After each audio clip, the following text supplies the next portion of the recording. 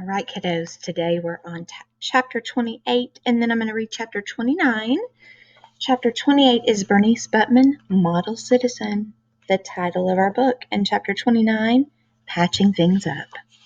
Bernice has made a total turnaround, boys and girls. Bernice Buttman, Model Citizen. By the end of February, the snow was finally gone, and I was able to up my riding lessons to 2 a day, so I'd be ready for my first big performance. I didn't mind the extra time with Hoof and Sister Marie Frances, but my backside wasn't enjoying its extra rendezvous with the ground. After planting myself in the mud a few thousand times, I was dismissed, so Hoof and I headed to town to escape the peace and quiet of the country. We trotted past the school and the neat homes of Halfway until we came to the town square. I remembered the guy on the horse in the ice cream shop's drive-through, but I decided my camp fund needed every cent it had, until after action movie night anyway. The town square was busy, even for a Saturday afternoon, and when I rounded the corner, I saw a herd of small kids running around the courthouse lawn. Only one voice attempted to calm the chaos. Everyone sit down. Sit down now.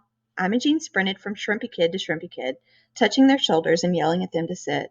The adults looked mildly amused. Hoof and me decided to investigate. We trotted up to the courthouse lawn, and a truck honked at us as we left the crosswalk. The kids turned to see what the honk was about, and suddenly snot-nosed brats surrounded Hoof and me. I like your horsey. What's his name? How'd you learn to ride him? I hopped down and lightly held Hoof's bridle so they could pet his velvety nose. Stay away from his hindquarters, I told them knowingly. Will he kick us? A little boy pushed his glasses up his nose, his eyes wide. No, I leaned in like it was a secret, but he toots when he's nervous. The kids erupted in giggles and pinched their freckly noses between twiggy fingers. I smiled and realized I didn't want to sit on any of them. They were kind of cute, and I doubted they had much cash anyway. Everyone come back to the grass. We need to start our program. Imogen glared at me, and she tried to get them to follow her, but they stuck to me and Hoof like ticks on a dog. Did you start your own daycare or something? I asked Imogen. She crossed her arms. This is a day camp I organize. I watch the children so their parents can shop. The Halfway Chamber of Commerce said it was the best service project they'd ever proposed. Good for you, I smirked. It is good for me. It shows what a good citizen I am. I thought you already got that award. She glared at me. I glared at her. Can you leave now so I can get them to come back to the grass?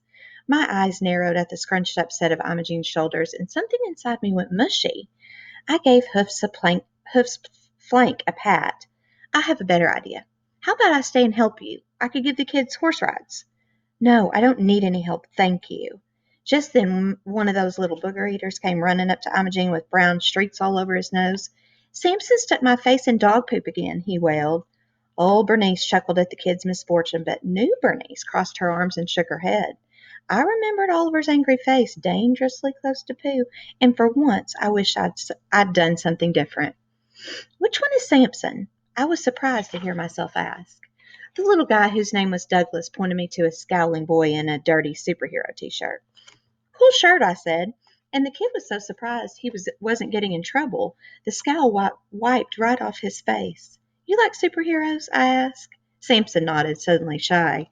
Me too, I said, patting Hoof. But you know what's even cooler than a guy with superheroes? Both kids shook their heads. Regular people who fight crimes and help people, and they don't have any kind of powers at all. They have to have the strength in here, I jabbed my chest, to make the world a better place and stuff. The boys nodded solemnly, and I leaned toward Samson. Hey, lay off the shrimp, okay? Try being nice. It makes you feel better. I gave Imogen the side eye and a cheesy smile.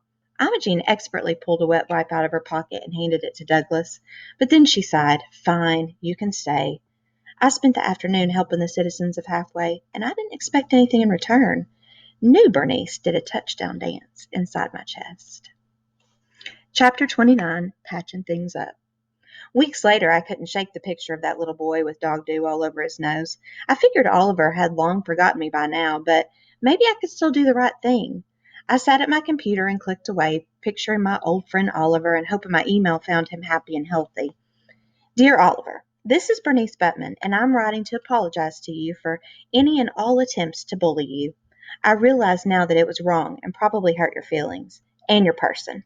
Please forgive me for the following infractions: telling the whole class you had head lice, swapping out your sunscreen for porch paint, tying your backpack to the back of the school bus, putting crickets in your desk, putting slugs in your pockets, making you kiss that dead squirrel, telling your mom I was your girlfriend, telling everyone I was your girlfriend, sitting on you on the playground, and threatening to stick your nose in poo.